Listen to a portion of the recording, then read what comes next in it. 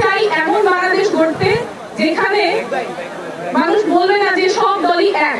কারণ আমরা রাজনীতি করতে আসিনি ক্ষমতা দখলের জন্য, আমরা রাজনীতি করতে এসেছি জনগণের ক্ষমতা জনগণকে ফেরত দেওয়ার জন্য। রাজনৈতিক দল ঘোষণা করছি না, একটা নতুন রাজনৈতিক পথ চলা শুরু করছি।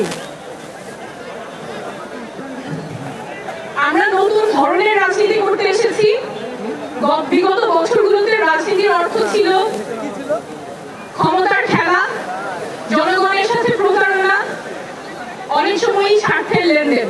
আমরা সেই রাজনীতির অবসান চাই।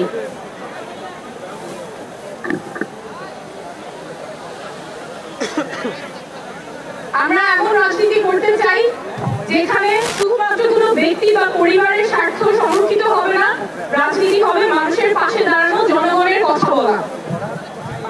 আমরা চাই এমন বাংলাদেশ গড়তে যেখানে মানুষ বলবে না যে সব দলই এক।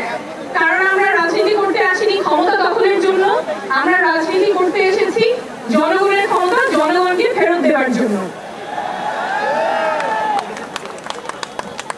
আমরা এমন বাংলাদেশ চাই যেখানে যে কেউ তার যোগ্যতা, সততা এবং জনগণের সমর্থন নিয়ে মানুষের নেতৃত্ব দিতে পারবে, নেতা হয়ে উঠতে পারবে, তার ব্যক্তি বা পরিবার পরিচয় মুখ্য হবে না।